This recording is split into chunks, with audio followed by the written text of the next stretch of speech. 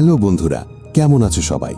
সবাইকে আগেই বলে রাখি, যারা দুর্বল হৃদয়ের তারা এই মুভি এক্সপ্লেন দেখবেন না, কারণ আজকের গল্পটি এমন এক ভয়ঙ্কর অভিশাপের যেটা গত 200 বছর ধরে চলে আসছে।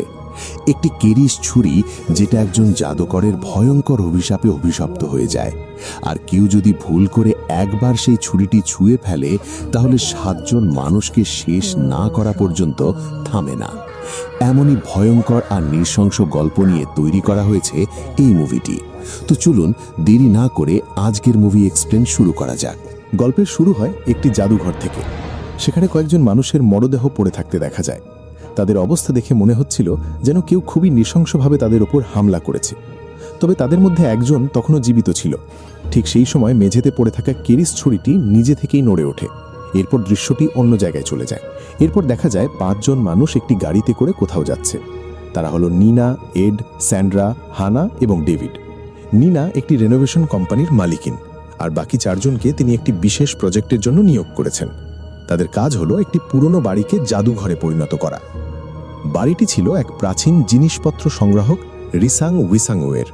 মৃত্যুর আগে তিনি ইচ্ছা প্রকাশ করেছিলেন যেন তার বাড়িটি জাদুঘরে পরিণত হয়, যাতে সবাই তার সংগ্রহ দেখতে পারে এবং অনুভব করতে পারে। সেই ইচ্ছা পূরণ করতেই তার ছেলে রাডি নিনার কোম্পানিকে নিয়োগ দেয়। তবে সমস্যা ছিল, পুরো কাজ শেষ করার জন্য তাদের হাতে মাত্র 3 দিন সময় ছিল। কিছুক্ষণ পর তারা বিশাল উইসাঙ্গো হাউসে পৌঁছায়। সেখানে তাদের স্বাগত জানায় রাডি এবং তার বোন বিয়েন। রাডি তাদের পরিচয় করিয়ে দেয় ইতিহাস অধ্যাপক দীর্ঘা এবং তার সহকারী মায়াংয়ের সঙ্গে। যেহেতু অধ্যাপক দীর্ঘা ইতিহাস সম্পর্কে ভালো জানেন, তাই তিনি পুরো প্রজেক্টে তাদের গাইড করবেন। মজার বিষয় হলো, রাডি নিজেও তার বাবার সংগ্রহ সম্পর্কে খুব বেশি জানত না। এরপর সবাই বাড়ির ভেতর ঘুরে দেখতে শুরু করে। বাইরে থেকে বাড়িটি যত বড় মনে হচ্ছিল, ভেতরে সেটি তার থেকেও অনেক বিশাল ছিল। হানা, ডেভিড এবং এড একসঙ্গে বাড়ি ঘুরছিল। হানা বলে, এত বড় বাড়িকে মাত্র 3 দিনে জাদুঘরে পরিণত করা প্রায় অসম্ভব। ঠিক তখনই তারা দূরে কাউকে দেখতে পায়, কিন্তু কিছুক্ষণ পর একটি বৃদ্ধা মহিলা তাদের সামনে এসে দাঁড়ায়। তাকে দেখে 3 জনেই ভয় পেয়ে যায়। পরে ডেভিড জানায় তিনি এই বাড়ির গৃহপরিচারিকা। অন্যদিকে নিনা রাডিকে জানায় ভিডিও কলে বাড়িটি এত বড় মনে হয়নি, তাই 3 দিনের মধ্যে কাজ শেষ করা খুব কঠিন হবে। কিন্তু রাডি স্পষ্ট জানিয়ে দেয় যে কোনো মূল্যে 3 দিনের মধ্যেই কাজ শেষ করতে হবে। যদি নিনা তা না পারে তাহলে সে অন্য কাউকে দিয়ে কাজ করাবে। এটি ছিল নিনার জন্য একটি বড় সুযোগ, তাই তিনি শেষ পর্যন্ত কাজটি করার সিদ্ধান্ত নেন এবং বলেন তিনি কোনোভাবে সব সামলে নেবেন। এদিকে দেখা যায় বিয়েন খুবই অন্তর্মুখী স্বভাবের একটি মেয়ে। সে কারো সঙ্গে বেশি কথা বলে না কিংবা সহজে মিশতেও চায় না। সে সব সময় নিজের চিন্তায় ডুবে থাকত। এমন সময় একটি ফ্ল্যাশব্যাক দেখা যায়। সেখানে দেখা যায় এই ভিলার মালিক রিসাং মৃত্যুশয্যায় শেষ নিঃশ্বাস নিচ্ছেন। মৃত্যুর আগে তিনি তার শেষ ইচ্ছার কথা জানান। তিনি চান তার বাড়িটিকে জাদুঘরে পরিণত করা হোক, যাতে নতুন প্রজন্ম অতীতের ইতিহাস এবং ঐতিহ্যকে কাছে থেকে জানতে এবং অনুভব করতে পারে। এরপর দৃশ্য আবার বর্তমান সময় ফিরে আসে। বিয়েন একা বসেছিল। তখন হঠাৎ স্যান্ড্রা তার কাছে এসে কথা বলার চেষ্টা করে, কিন্তু বিয়েন এতে কোনো আগ্রহ দেখায় না। তখন স্যান্ড্রা হানার একটি ব্যক্তিগত ভিডিওর কথা বলে, যা ইন্টারনেটে ভাইরাল হয়ে গিয়েছিল। স্যান্ড্রার আচরণ ছিল বেশ বিষাক্ত ও বিরক্তিকর। অন্যের ব্যক্তিগত বিষয় নিয়ে এভাবে কথা বলা মোটেও ঠিক ছিল না। তবুও বিয়েন এসব বিষয়ে কোনো আগ্রহ দেখায় না। এরপর সবাই রাতের খাবার খেতে বসে। রাডি বাড়ির গৃহপরিচারিকাকে বলে পরদিন সকালে যেন তাড়াতাড়ি এসে সকালের নাস্তা প্রস্তুত করে। খাওয়ার সময় জানা যায় রাডি তার বাবার সংগ্রহ করা কোনো জিনিসই নিজের কাছে রাখতে চায় না। বিয়েনেরও একই মত, কারণ সে আসলে একটি জাদুঘরের তত্ত্বাবধায়ক হতে চায় না। তার স্বপ্ন একজন ফটোগ্রাফার হওয়া। এদিকে স্যান্ড্রা আবারও হানার ভাইরাল ভিডিওর প্রসঙ্গ তোলে। এতে হানা খুবই অস্বস্তি বোধ করে। ঠিক তখনই হঠাৎ বাড়ির আলো বারবার জ্বলতে নিভতে শুরু করে। রাডি জানায় এই বাড়িতে এমন ঘটনা প্রায়ই ঘটে। এরপর নিনা সবাইকে জানায় যে কোনো মূল্যে 3 দিনের মধ্যেই পুরো কাজ শেষ করতে হবে। কিন্তু ডেভিডের বিশ্বাস ছিল এত অল্প সময়ে এই বিশাল কাজ শেষ করা সম্ভব নয়। তখন নিনা সিদ্ধান্ত নেয় সময় বাঁচাতে তারা সেই রাত থেকেই কাজ শুরু করবে। রাতের খাবারের পর হানা ডেভিডকে বলে স্যান্ড্রা বারবার তার অতীতের কষ্টের বিষয়গুলো তুলে তাকে অপমান করছে। ডেভিড জানায় সে আগেই হানাকে স্যান্ড্রার স্বভাব সম্পর্কে সতর্ক করেছিল। আসলে হানার অতীতে একটি ভয়ঙ্কর ঘটনা ঘটেছিল। তার নিজের স্বামী তার সঙ্গে অন্যায় আচরণ করেছিল। সেই ঘটনাই আজও তার জীবনের বড় মানসিক আঘাত হয়ে রয়ে গেছে। ডেভিড তাকে শান্ত করে এবং অতীত ভুলে নতুনভাবে এগিয়ে যাওয়ার পরামর্শ দেয়। ঠিক তখনই এ দেশে জানায় নিনা সবাইকে ডাকছেন। তারা নিনার কাছে গিয়ে কাজের পরিকল্পনা বুঝতে থাকে।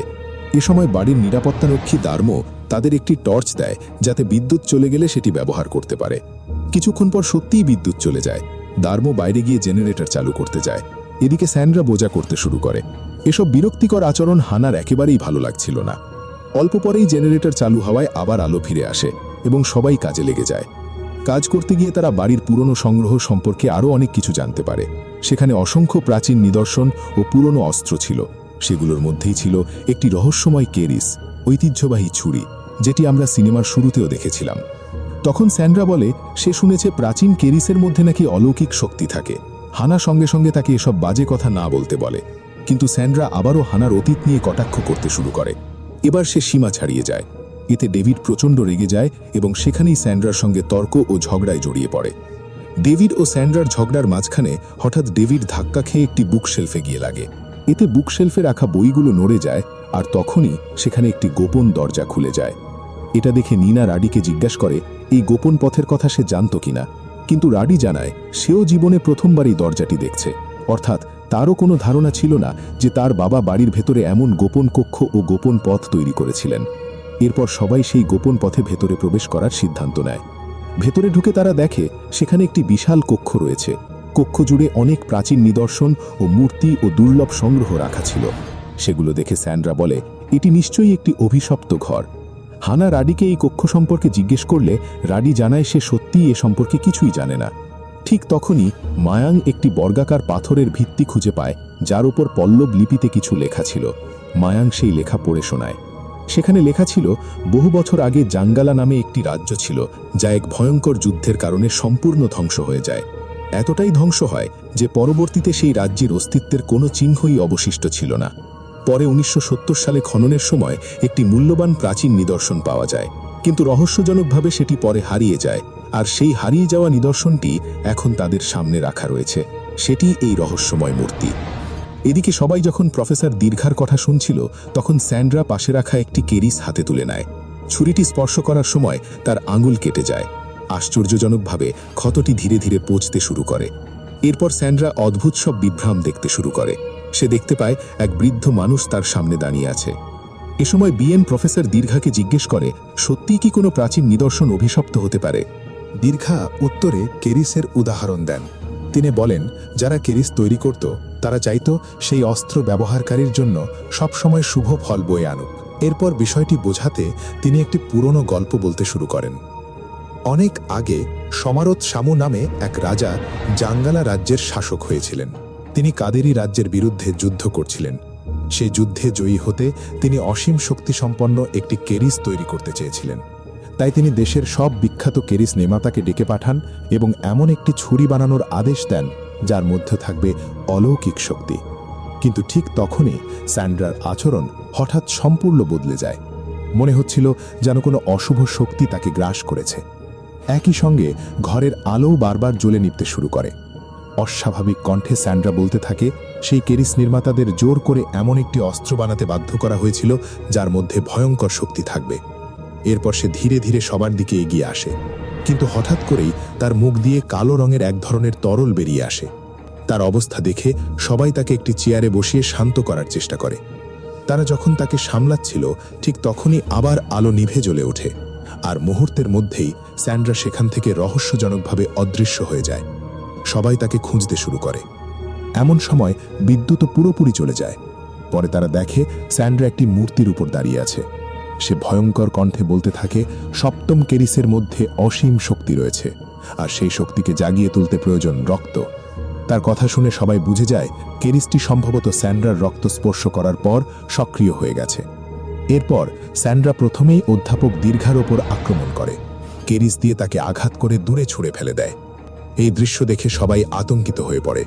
ঠিক সেই সময় মায়াঙ্ক কোনো এক মন্ত্র উচ্চারণ করতে শুরু করে। সবাই বুঝতে পারে এটাই তাদের পালিয়ে যাওয়ার একমাত্র সুযোগ। তারা আহত দীর্ঘাকে তুলে নিয়ে দ্রুত সেখান থেকে বেরিয়ে যেতে থাকে, কিন্তু স্যান্ড্রা তাদের দেখে ফেলে এবং ধাওয়া শুরু করে। গোপন কক্ষ থেকে বেরিয়ে আসার পর রাডি দরজাটি বন্ধ করার চেষ্টা করে, কিন্তু স্যান্ড্রা নিজের হাত দরজার ফাঁকে আটকে দিয়ে সেটি বন্ধ হতে দেয় না। এরপর সবাই দৌড়ে বাড়ির প্রধান প্রবেশদ্বারের সামনে পৌঁছে যায়। রাডি দরজার পাসওয়ার্ড জানত, কিন্তু সে কিছু করার আগেই স্যান্ড্রা সেখানে হাজির হয়। সে নিনাকে ধরে সজোরে দরজার পাশে ছুঁড়ে মারে। এতে পাসওয়ার্ড প্রবেশের মনিটরটি সম্পূর্ণ ভেঙে যায়। ঠিক তখন ডেভিড সাহস করে স্যান্ড্রার ওপর আক্রমণ করে, কিন্তু তার কোনো আঘাতই স্যান্ড্রার ওপর কাজ করে না, বরং স্যান্ড্রা ডেভিডকেই শক্তি দিয়ে দূরে ছুঁড়ে ফেলে দেয়।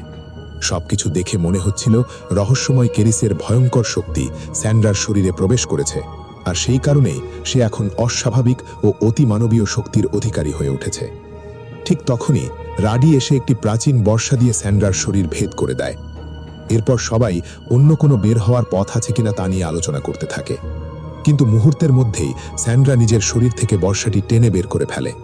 এটা দেখে সবাই প্রাণ বাঁচাতে দৌড় দেয়। পালাতে গিয়ে তারা দুই দলে ভাগ হয়ে যায়। এক দলে ছিল নিনা, হানা ও মায়াঙ্গ, অন্য দলে ছিল আহত অধ্যাপক দীর্ঘা, রাডি, ডেভিড ও বিয়েন। তারা একটি রান্নাঘরে গিয়ে লুকিয়ে পড়ে, কিন্তু স্যান্ড্রা নিনা, হানা ও মায়াঙ্গের পিছু নেয়। তারা ধীরে ধীরে সেখান থেকে বের হওয়ার সুযোগ খুঁজছিল। ঠিক তখনই স্যান্ড্রা রান্নাঘরের সব জিনিসপত্র অদ্ভুতভাবে নাড়াতে শুরু করে। ভয়ে তারা দৌড়ে পালিয়ে যায়।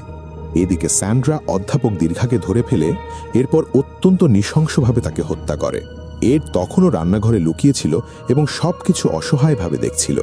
অন্যদিকে ডেভিড, রাডি ও বিয়েন একটি ঘরে আশ্রয় নেয়।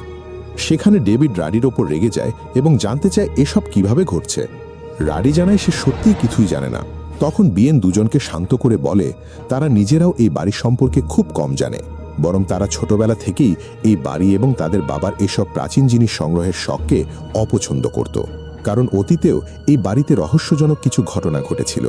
রাডি জানায় বহু বছর আগে এই বাড়িতে কয়েকজন চোর ও নিরাপত্তারক্ষী রহস্যজনকভাবে নিহত হয়েছিল, কিন্তু তাদের মৃত্যুর আসল কারণ আজও কেউ জানতে পারেনি। সিনেমার শুরুতে যে মৃতদেহগুলো দেখা গিয়েছিল সেগুলো আসলে সেই চোর ও নিরাপত্তারক্ষীদেরই। তবে এখন সবাই বুঝতে পারে তাদের মৃত্যুর পেছনেও ছিল এই অভিশপ্ত কেরিস। রাডি আরও জানায় তার বাবা পুরো ঘটনাটি সবার কাছ থেকে গোপন রেখেছিলেন। এসব কারণেই তারা এই বাড়ি এবং বাবার কর্মকাণ্ডকে কখনোই পছন্দ করত না। ডেভিড জানতে চায় এই বাড়ি থেকে বের হওয়ার আর কোনো পথ কি আছে। রাডি জানায় তার জানা মতে বাড়িতে ঢোকা ও বের হওয়ার জন্য মাত্র একটি দরজাই আছে। নিরাপত্তার কারণেই এমন ব্যবস্থা করা হয়েছিল। ঠিক তখন বিয়েনের মনে পড়ে দার্মো তাদের একটি ওয়াকি টকি দিয়েছিল, কিন্তু রাডি সেটি কোথায় রেখেছে তা ভুলে গেছে। অন্যদিকে নিনা, হানা ও মায়াং সাহস করে নিজেদের অবস্থান ধরে রাখে। এ সময় বাইরে থাকা দার্মো জেনারেটর চালু করে বাড়িতে আবার বিদ্যুৎ ফিরিয়ে আনে। সে জানতই না ভেতরে কি ভয়াবহ ঘটনা ঘটছে। এরপর এড ওয়াকি টকিটি খুঁজে পায়। সে সেটির মাধ্যমে দার্মোর সঙ্গে যোগাযোগ করে এবং সাহায্য চায়। ঠিক তখনই এড স্যান্ড্রার কণ্ঠস্বর শুনতে পায় এবং দ্রুত একটি আলমারির ভেতরে লুকিয়ে পড়ে। দার্মো ভেতরে ঢোকার চেষ্টা করলেও পাসওয়ার্ড দিয়ে দরজা খুলতে পারে না, কারণ পাসওয়ার্ডের মনিটর আগেই ভেঙে গিয়েছিল। তাই সে শেষ পর্যন্ত আসল চাবি ব্যবহার করে দরজা খুলে ভেতরে প্রবেশ করে। কিন্তু ভেতরে ঢুকতেই স্যান্ড্রা তার ওপর আক্রমণ করে এবং তাকে হত্যা করে। এড সবকিছু দেখলেও কিছুই করতে পারে না। কিছুক্ষণ পরে নিনা, হানা ও মায়াং নিচে নেমে আসে। ঠিক তখনই স্যান্ড্রা তাদের সামনে দার্মোর কাটা মাথা ছুঁড়ে ফেলে। ভয়ে তারা ডাইনিং রুমের দিকে দৌড় দেয়। স্যান্ড্রাও তাদের পিছু নেয়। এবার তিনজন সিদ্ধান্ত নেয় শুধু পালিয়ে নয়, প্রয়োজনে লড়েও বাঁচতে হবে। কিন্তু স্যান্ড্রা হানাকে ধরে ফেলে এবং কেরিস দিয়ে তাকে আঘাত করতে থাকে। ঠিক সেই সময় মায়াং একটি কাঁটা চামচ ফর্ক দিয়ে স্যান্ড্রাকে আঘাত করে, কিন্তু পাল্টা আক্রমণে স্যান্ড্রা সেই ফর্ক দিয়েই নিনাকে আহত করে। হানার চিৎকার শুনে ডেভিড তাদের সাহায্য করতে ছুটে আসে। সে একটি চেয়ার দিয়ে স্যান্ড্রাকে আঘাত করে ফেলে দেয়। এরপর সবাই মিলে একটি ভারী ডাইনিং টেবিল চাপা দিয়ে কিছুক্ষণের জন্য স্যান্ড্রাকে আটকে রাখে। এই সুযোগে তারা আবার পালিয়ে যায়। হানা ও নিনা একটি ঘরে গিয়ে লুকিয়ে পড়ে, আর মায়াং, ডেভিড, রাডি ও বিয়েন আবার সেই গোপন কক্ষে ফিরে গিয়ে দরজা বন্ধ করে দেয়। অন্যদিকে হানা দরজার সামনে একটি ভারী তাক ঠেলে রেখে সেটি আটকে দেয়। গোপন কক্ষে ডেভিড আবার রাডির সঙ্গে তর্ক শুরু করে। সে বলে এসব ঘটনার জন্য রাডিই দায়ী। তার কারণেই স্যান্ড্রা শুধু কোনো অশুভ শক্তির কবলে পড়েনি, বরং প্রায় অমর হয়ে গেছে। তাকে যতই আঘাত করা হোক কোনো লাভ হচ্ছে না। বিয়েন বলে যেভাবেই হোক তাদের এই বাড়ি থেকে বের হতে হবে, এখানে আর বেশিক্ষণ থাকা নিরাপদ নয়। কিন্তু রাডি জানায় এখনই বের হলে তারা সবাই মারা যাবে। হঠাৎ রাডির মনে পড়ে একটি মাস্টার চাবি আছে যা দিয়ে প্রধান দরজা খোলা সম্ভব, কিন্তু সেই চাবিটি দার্মোর কাছেই ছিল। তাই আগে দার্মোর মৃতদেহ খুঁজে বের করতে হবে। ঠিক তখনই বিয়েন তার বাবার ডায়েরি খুঁজে পায়। ডায়েরিতে লেখা ছিল একসময় একজন দক্ষ কেরিস নির্মাতাকে জোর করে এমন একটি শক্তিশালী কেরিস বানাতে বাধ্য করা হয়েছিল, কিন্তু তিনি জানতেন কাজ শেষ হবার পর রাজা তাকেও হত্যা করবে। তাই মৃত্যুর আগে তিনি কেরিসটির উপর এক ভয়ঙ্কর অভিশাপ দিয়ে যান। তিনি অভিশাপ দেন, যেই এই কেরিসের মালিক হবে সে আর আগের মতো থাকবে না। সে অশুভ শক্তির কবলে পড়বে, রক্ত পিপাসু হয়ে উঠবে এবং মানুষ হত্যা করতে থাকবে। প্রতিটি হত্যার সঙ্গে সঙ্গে কেরিসের শক্তি আরও বাড়তে থাকবে। এই হত্যাযজ্ঞ চলতেই থাকবে যতক্ষণ না কেরিস 7টি প্রাণ দাবি করে। 7টি প্রাণ নেওয়া সম্পূর্ণ হলে কেরিস আবার নিষ্ক্রিয় হয়ে যাবে। এভাবেই সবাই বুঝতে পারে জাঙ্গালা রাজ্যের রাজা জোর করে এই কেরিস তৈরি করিয়েছিলেন। পরে তিনি নির্মাতাকে হত্যা করেন, আর সেই অভিশপ্ত কেরিসই শেষ পর্যন্ত জাঙ্গালা রাজ্যের ধ্বংসের কারণ হয়ে দাঁড়ায়। কারণ সময়ের সঙ্গে কেউ না কেউ কৌতূহলবশত এই কেরিস স্পর্শ করত, আর তখনই অভিশাপ আবার সক্রিয় হয়ে উঠত, গিয়ে দরজা বন্ধ করে দেয়। রাড্ডি বলে দরজা বেশিক্ষণ টিকবে না, কিন্তু তাদের বাঁচার একটি উপায় আছে। ডেভিডকে কেরিস দিয়ে বলি দিতে হবে, কারণ ইতোমধ্যেই 6 জন মারা গেছে। প্রথমে হানা রাজি হয় না, কিন্তু রাড্ডি বোঝায় না হলে সবাই মারা যাবে। বিয়েনও তার সঙ্গে একমত হয়। শেষ পর্যন্ত অনিচ্ছা সত্ত্বেও হানা রাজি হয়। তারা পরিকল্পনা করে কিভাবে ডেভিডকে থামানো যায়। কিছুক্ষণ পর ডেভিড দরজা ভেঙে ভেতরে ঢোকে। সেখানে শুধু হানাকে দেখতে পায়। ঠিক তখনই রাড্ডি তার ওপর একটি বড় মূর্তি ফেলে দেয়। ডেভিড সেটির নিচে আটকে যায়। ডেভিড নিজেই হানাকে অনুরোধ করে যেন সে তাকে কেরিস দিয়ে শেষ করে দেয়। কাঁদতে কাঁদতেই হানা ডেভিডকে হত্যা করে। কিন্তু আশ্চর্যের বিষয়, এরপরেও বিয়েনের মধ্যে অভিশাপের লক্ষণ দেখা দিতে থাকে। রাড্ডি তখন বুঝতে পারে তাদের হিসেব ভুল ছিল, কারণ 7টি প্রাণের হিসেবের জন্য প্রত্যেককে কেরিস দিয়েই মরতে হবে। অথচ এডকে তো রাড্ডি নিজের হাতে হত্যা করেছিল, কেরিস দিয়ে নয়। তাই সেই মৃত্যু গণনায় ধরা পড়েনি। এ কথা বুঝতে পেরেই রাড্ডি এবার হানাকে হত্যা করতে এগিয়ে যায়, যাতে 7 জনের সংখ্যা পূর্ণ হয়। কিন্তু আত্মরক্ষার জন্য হানা উল্টো রাড্ডিকেই হত্যা করে। তবুও বিয়েন স্বাভাবিক হয় না, কারণ রাড্ডির মৃত্যু কেরিস দিয়া হয়নি। তখন হানা কেরিসটি হাতে তুলে নেয়। তার জীবনে আর কিছুই অবশিষ্ট ছিল না। সে নিজের ভালোবাসার মানুষ ডেভিডকে নিজের হাতেই হত্যা করেছে। সেই মানসিক যন্ত্রণা নিয়ে সে আর বাঁচতে চায় না। অন্যদিকে বিয়েনের সামনে এখনো পুরো জীবন পড়ে আছে। এই ভাবনা থেকেই হানা নিজের জীবন নিজেই কেরিস দিয়ে শেষ করে দেয়। হানার মৃত্যুর সঙ্গে সঙ্গেই বিয়েনের অভিশাপ কেটে যায়। সে স্বাভাবিক হয়ে ফিরে আসে। ভাই রাড্ডির মৃতদেহ দেখে সে কান্নায় ভেঙে পড়ে। এরপর দেখা যায় কেরিসটি আবার সম্পূর্ণ স্বাভাবিক হয়ে গেছে। এর গায়ে আর নতুন কোনো দাগ তৈরি হচ্ছে না, অর্থাৎ অভিশাপ আপাতত শেষ হয়েছে। বিয়েন কেরিসটি তুলে নিয়ে উপরে গিয়ে বসে থাকে। পরদিন সকালে নিরাপত্তারক্ষীরা বাড়িতে এসে বিয়েনকে উদ্ধার করে। এরপর দেখা যায় রিসাংয়ের ইচ্ছা অনুযায়ী বাড়িটিকে সত্যিই একটি জাদুঘরে রূপান্তর করা হয়েছে।